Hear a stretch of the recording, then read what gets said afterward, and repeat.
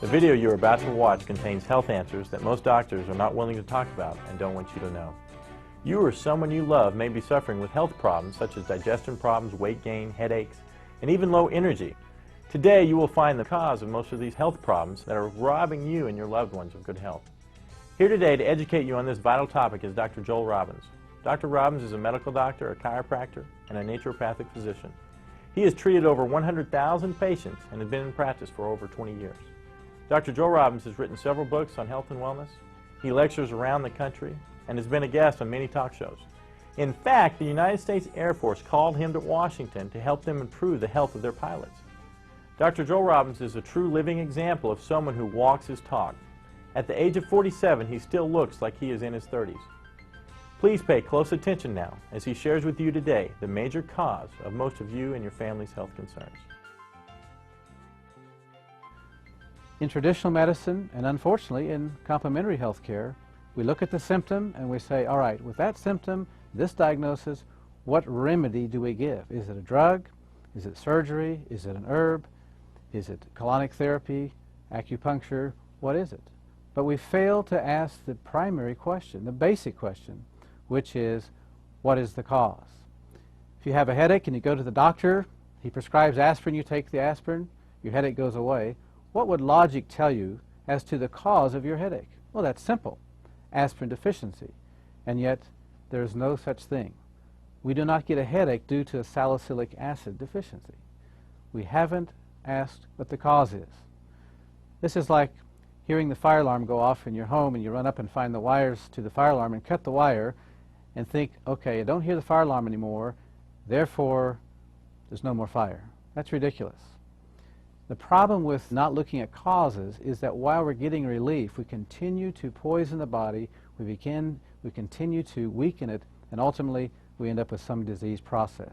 I believe the #1 cause of health problems is auto-intoxication. Auto meaning self, intoxication meaning poisoning. We poison ourselves by our faulty lifestyle. Yes, most of the time out of ignorance. What is the most common cause of auto-intoxication? It's poor bowel function or poor colon health. Oh, come on, you say. That's ridiculous. Well, let me tell you something. There are medical studies that say otherwise. Here are some very interesting facts about our colon.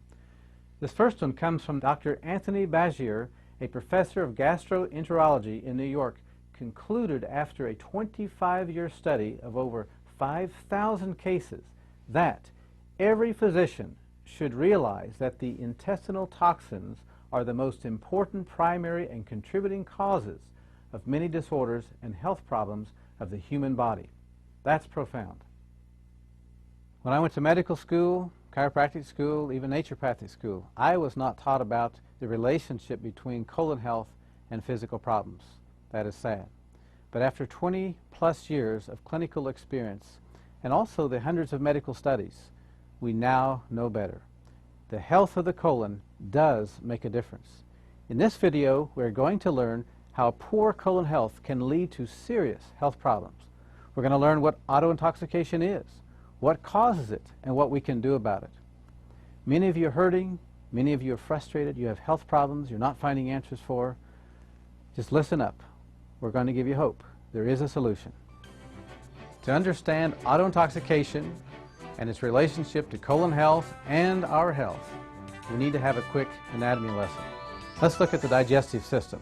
Digestion begins in the mouth.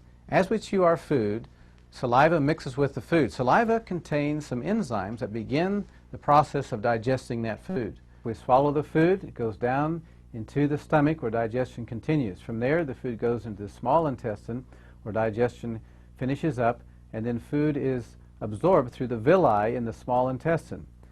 After digestion, after absorption, the food is passed on into the large intestine and becomes fecal matter. It goes across the transverse to descending colon, the sigmoid colon, and out through the rectum. Here's a diagram of your small intestine. It is about 25 feet in length and approximately the width of your thumb. On the close-up here, we see what are called villi. These are finger-like projections through which nutrition is absorbed into the bloodstream to nourish the body. Now, eating toxic food, junk food, can cause a film to build up over these villi, which will hinder the absorption of nutrition into the body. And it really doesn't matter how many supplements you take, you're not going to get the benefit of your money. In this diagram, we're observing the normal movement of food through the small intestine, and then it becomes fecal matter in the large intestine, going out in a timely fashion, one meal in, one bowel movement out. In this diagram, we're observing a sluggish bowel in which several meals are backed up in the large intestine, which is the result of constipation and certainly produces toxic bowel syndrome. You're supposed to have 2 to 3 bowel movements a day if you're eating 2 to 3 meals a day. The bowel movements should be effortless, odorless, and well-formed, and leave you with a feeling of satisfaction and cleanliness when you're finished. Dr. Norman Walker, who, by the way, died at the age of 109, was one of the foremost pioneers in colon health. He stated that out of 100,000 autopsies that he had attended, there were less than 10% normal colons. Dr. William Hunter said, "The colon is the sewer system of the body, but with neglect and abuse it becomes a cesspool of toxins that spill over into the body." Let me tell you the true definition of regularity. If you eat a meal, you have a bowel movement. You eat 3 meals a day, you should have 3 bowel movements a day, just like a baby. You feed a baby, 20 minutes later, it has a bowel movement. So let me ask you a question. If you're eating 3 meals a day, but you're having just 1 bowel movement a day, or maybe 1 bowel movement every 10 days, as some patients tell me, sometimes once every 2 weeks, believe it or not. Question, what's happening to that food? What's it doing to our body? You're about to find out. Here's a diagram of the normal colon. Notice the ascending colon, transverse colon, descending colon, sigmoid, and rectum. Look at this example of how toxic a colon is. Look at the cross-section of the colon, only leaving a small passageway to eliminate. This waste builds up, causes poisons, which are then absorbed into the body. This is what happens to our colon when we ignore the body's urgings to have regular bowel movements. Let me ask you a question. What would happen if you were to put a hamburger in a Ziploc bag and left it in your kitchen counter? What would it smell like after a week? Or even worse, what would it smell like after several years? This is what's going to take place in our bodies if we are not eliminating properly. Here are some actual x-rays of people with colon problems. Notice the white areas, that's the colon.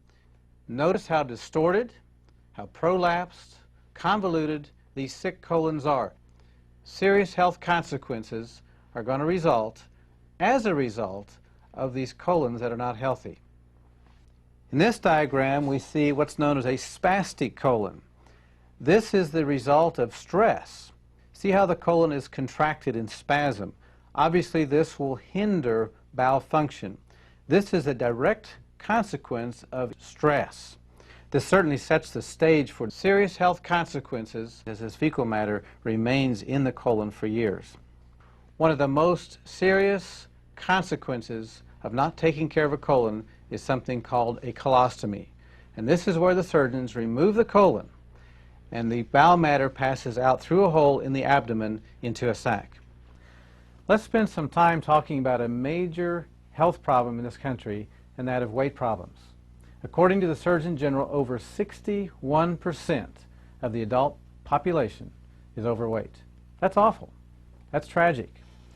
There are several factors relating to toxic colon that can contribute directly to weight problem. Toxic accumulation in the bowel. As I've said before, the colon can expand up to 5 times its normal size. This swells up because of the toxic waste that's not being eliminated in a timely fashion. This leads to that condition, megacolon. This is the enlarged colon.